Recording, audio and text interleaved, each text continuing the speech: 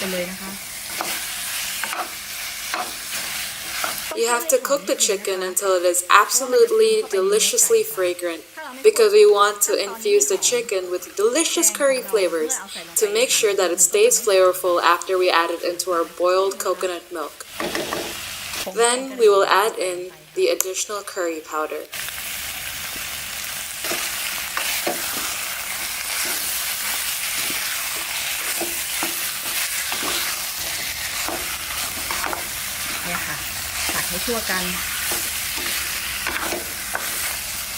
After finishing stir-frying the chicken,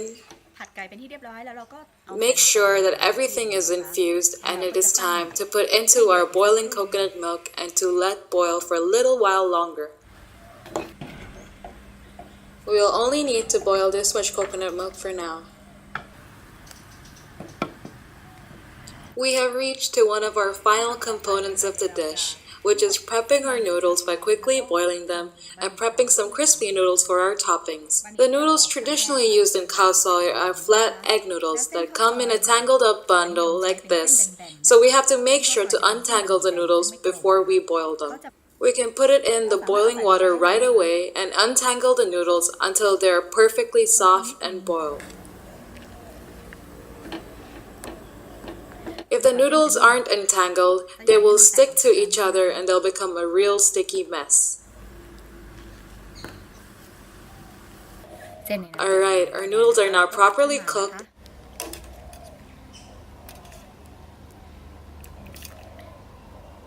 And now we will quickly use some of our cold water to wash off the excess stickiness.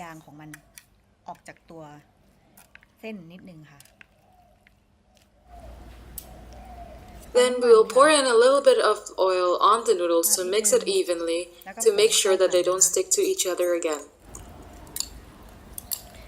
The staple of an amazing khao soi are the crispy noodles on top, without which the khao soi would be incomplete.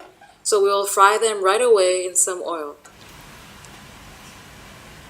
Again, always remember to untangle the noodles before cooking and gently drop them into our oil.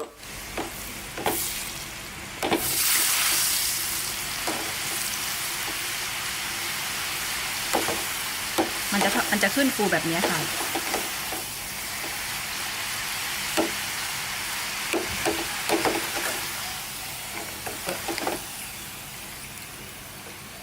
These fried egg noodles can be stored for a very long time, and make sure to pack it within airtight containers so that you can use this topping with any other Thai dishes such as dry kway teow or anything that you would like.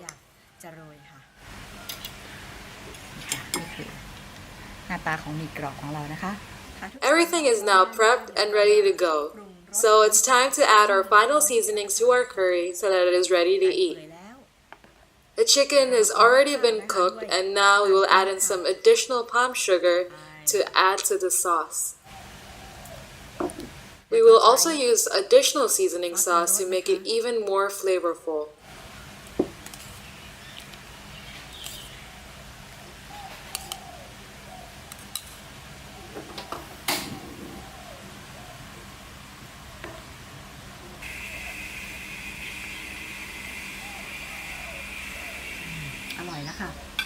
The taste is delicious and it will be ready to serve after boiling a little bit more. Congratulations everyone! Everything has been prepared and is now ready to be served. Let's take our boiled noodles and pour some of our curry which has now been well seasoned. ได้ที่เรียบร้อยเราปรุงรสอร่อยแล้วนะคะก็ตักใส่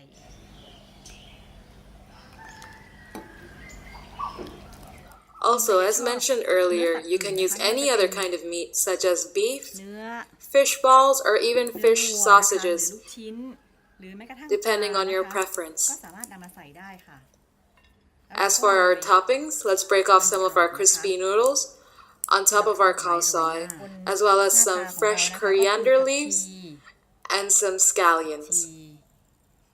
ต้นหอมนะคะโรยเลยบางคนก็ชอบทานเป็นคำๆนะคะแต่นี่เราจะใส่ลงไปเลยนะคะ We can also use chopped up red onions depending on your preference. as well as some pickled ginger. เวลาทาน And นะ don't คะ forget to serve it with a ใส่มะนาว slice ด้วย of lime. ข้าวซอย And we're done. ไก่นะคะ Our chicken kasoi is now ready to eat.